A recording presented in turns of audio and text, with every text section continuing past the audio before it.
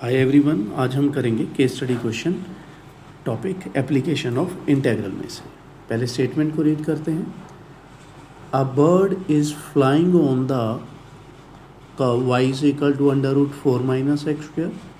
A hunter aimed at the bird with a gun, his bullet trace the curve y is equal to √3x। Bird जो है इस curve के ऊपर उड़ रहा है और जो गन चलाई गई है वो ये कर्व ट्रेस कर रही है। ठीक है। First part, name the curve on which the bird is flying. तो सबसे पहला पार्ट ये है कि बर्ड जो है किस कर्व के ऊपर फ्लाई कर रहा है। तो चलिए हम पहले लिखते हैं वो वाली कर्व जो हमें स्टार्टिंग में दी गई थी। ठीक है। तो यहाँ पे आपने क्या करना है, पहले करनी है स्क्वेयरिंग। स्क्वेयरिंग करने के बाद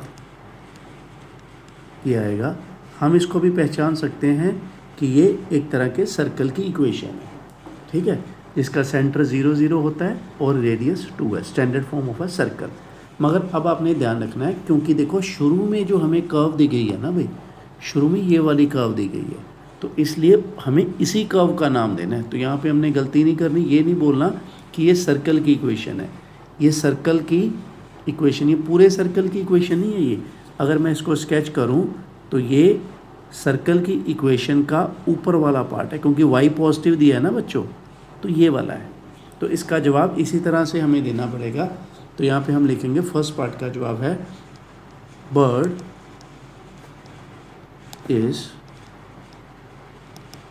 फ्लाइंग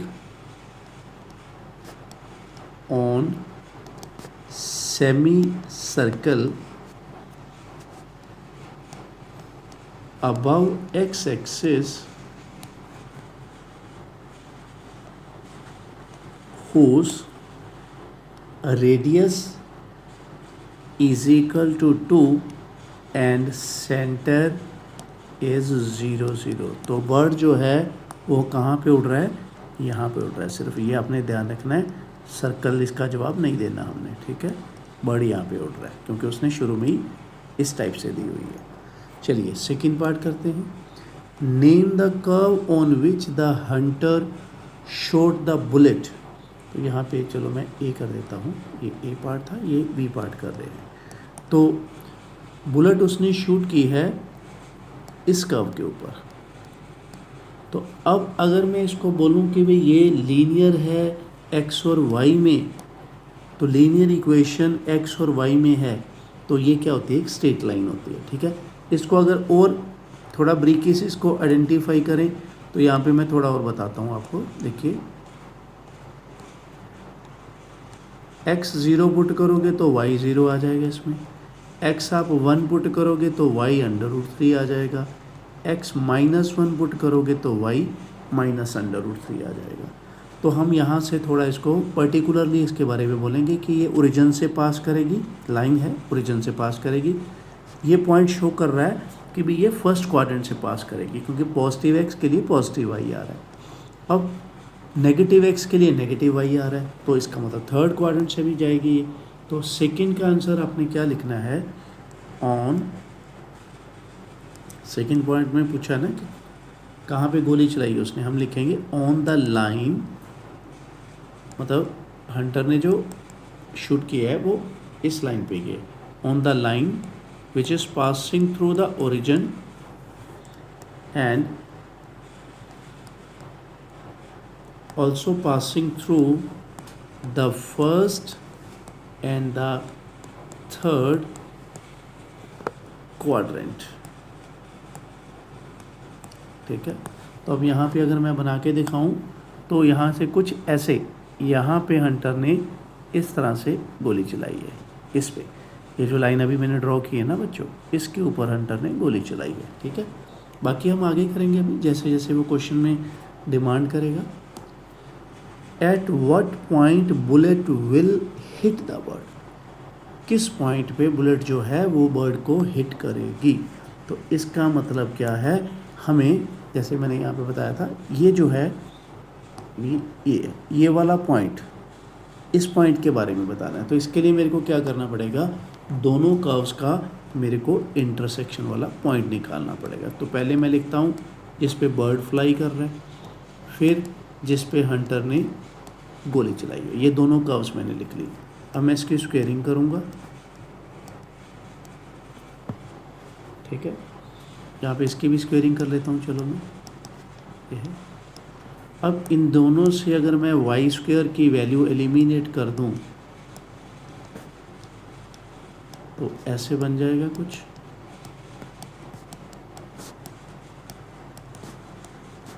तो x की वैल्यू आ जाएगी बच्चों ±1, ठीक है। मगर कर्व जो है, बर्ड तो भाई ऊपर ऊपर ही उड़ रहा है ना, तो इसका मतलब क्या है, x = -1 तो हमारे काम का है ही नहीं, तो इस पर हम लगा सकते हैं क्रॉस इस तरह से कि सिर्फ x = 1 जो है वही वैल्यू हमारे काम की है।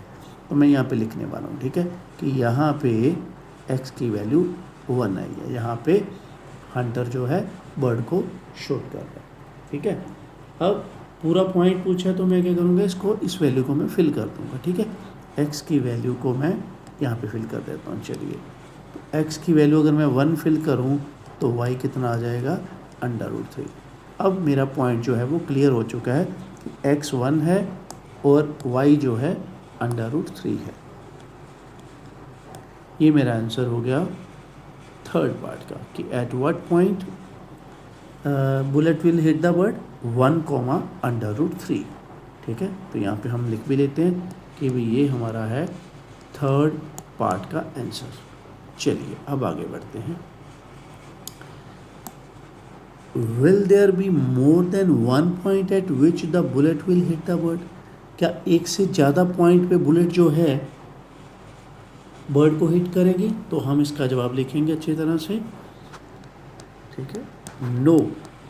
क्योंकि आप देख ही रहे हो, देखो डायग्राम में क्या है, यहाँ से बुलेट जा रही है अभी, तो बर्ड को क्या है, एक ही पॉइंट पे तो कट कर रही है, ठीक है, एक ही पॉइंट पे तो शॉट कर रही है। तो हम लिखेंगे no there will be only 1 point which is 1, √3। Okay, चलिए नेक्स्ट पढ़ते हैं। फिफ्थ पार्ट है, find the area bounded by the curve y = √3x and y = √4 - x² and y axis in the first quadrant. तो इन सभी बातों का हमने ध्यान रखना है जो जो बोली गई है, ठीक है। तो हम एक बार फिर से कर्व स्केच करते हैं ताकि हम इस पार्ट को अच्छी तरह से कर सकें, क्योंकि एरिया अंडर कर्व में यही मेन पार्ट हमारा होता है, ठीक है ना। तो ये है जिस पे बर्ड जो है फ्लाई कर रहा है, ठीक है। इसमें मैं बोलूँगा चलो ये गन शॉट की गई है। अब एरिया क्या बोला गया था, एरिया बोला गया था कि एक तरफ क्या होना चाहिए, एक तरफ कर्व होनी चाहिए, ये रही कर्व जिस पे बर्ड फ्लाई कर रहा है, एक तरफ हंटर ने जो शॉट की है वो वाला पार्ट, एक तरफ वाई एक्सिस। तो मैं बोल सकता हूँ कि भाई मेरे को सिर्फ ये वाला पार्ट निकालना है, इसमें कोई किसी तरह की कन्फ्यूज़न की कोई गुंजाइश नहीं है, ठीक है। अब यहाँ पे लिमिट लगाते हैं, ये है, पहले मैं पॉइंट लिखता हूँ यहाँ पे। तो ये जो रिक्वायर्ड एरिया है, ये जो रिक्वायर्ड एरिया है, तो इसके लिए मैं बोल सकता हूँ कि ये अपर कर्व है और ये मैं बोल सकता हूँ कि ये लोअर कर्व है। यस, इस एरिया को बाउंड्रीज कौन कौन सी मिल रही हैं, वर्टिकल बाउंड्री क्या है, एक तो x = 0 है, एक इसके लिए एक वर्टिकल बाउंड्री क्या है, x = 1। तो जो एरिया है वो है 0 से 1। अभी अपर कर्व थी सेमी सर्कल, तो सेमी सर्कल से आपने y की वैल्यू उठानी होती है, तो ये वाली है बच्चों, ये वाली। तो मैं लिखूँगा यहाँ पे √4 - x² माइनस लो कर्व क्या है, स्ट्रेट लाइन, स्ट्रेट लाइन मेरे पास ये रही, तो मैं यहाँ से y की वैल्यू रखूँगा √3x, ठीक है। तो इसकी मेरे को करनी है इंटीग्रेशन। अब यहाँ पे हमें पता है कि भाई ये जो 4 है इसकी जगह पे बेहतर है कि हम इसको 2² लिखें, क्योंकि हमारा एक फॉर्मूला जो कि हम इस टॉपिक में काफ़ी बार यूज़ करते हैं वो अप्लाई हो जाएगा। चलिए अब लगाते हैं फॉर्मूला।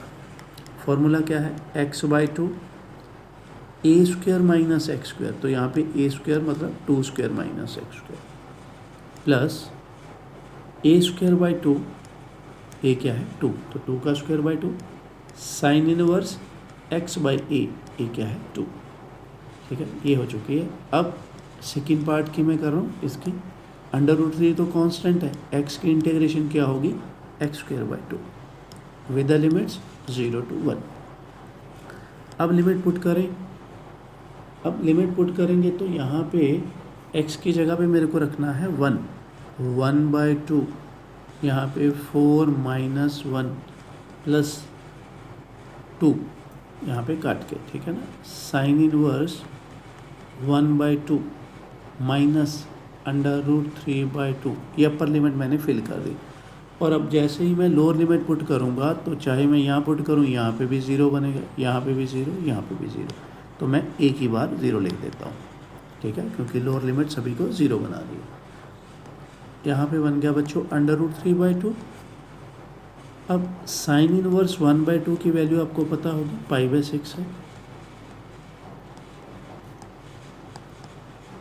तो ये कट हो गया, यहाँ पे ये थोड़ा सा कैंसिल हो गया, तो मैं एरिया जो फाइनली लिखने वाला हूँ वो है π/3 स्क्वायर ELs। ठीक है, तो इसी के साथ हमारे जो हैं सारे पार्ट्स जो हैं फिनिश हो चुके हैं। ठीक है, अब नेक्स्ट केस स्टडी में मिलेंगे हम। तो अगर आपको अच्छा लग रहा है कि जितने भी केस स्टडीज़ हैं they are worth reading, worth learning, तो ज़्यादा से ज़्यादा इसको शेयर करें, ज़्यादा से ज़्यादा लाइक करें, सब्सक्राइब करें, ताकि हम इस तरह से ज़्यादा केस स्टडीज़ डिस्कस कर पाएँ। So thank you very much and have a nice day.